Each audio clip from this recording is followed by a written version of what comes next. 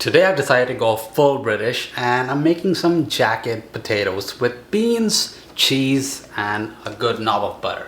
Now if you want more British food just like this, then check out the hashtag British food because this video is part of a collaboration with a couple other YouTubers who love food. Let's take a look. See, after you've really washed the potatoes well to make sure that they don't burst as they bake, just get a fork and prick them all over. Try not to stab yourself, but just make sure you're thorough with the pricking action. So let's just rub up the potatoes with olive oil, rub up some salt and pepper, and bake it for about an hour. You have to ensure that you don't bake with the foil. For me, it took just around an hour 15 minutes.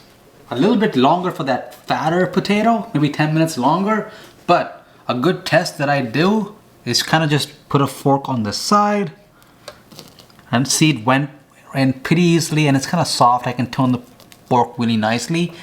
The biggest part is make sure the center is cooked.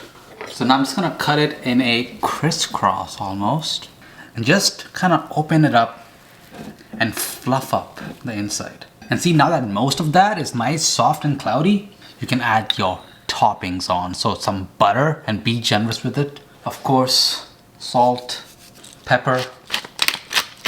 And as that butter starts to melt, I'll incorporate that with the potato. I'll also add in some cheese in there. You can put bacon, you can put ham, you can put tuna, some cheese on there. And again, I want that to melt. I want that center to be nice and gooey. So I'm gonna mix it all up. Doesn't that look good? I'm gonna top up with some nice, sweet and savory baked beans. I have to admit this is my first time having baked beans with potatoes, but I am Indian and I do like beans and potatoes, so this cannot be bad. Some fresh chopped chives.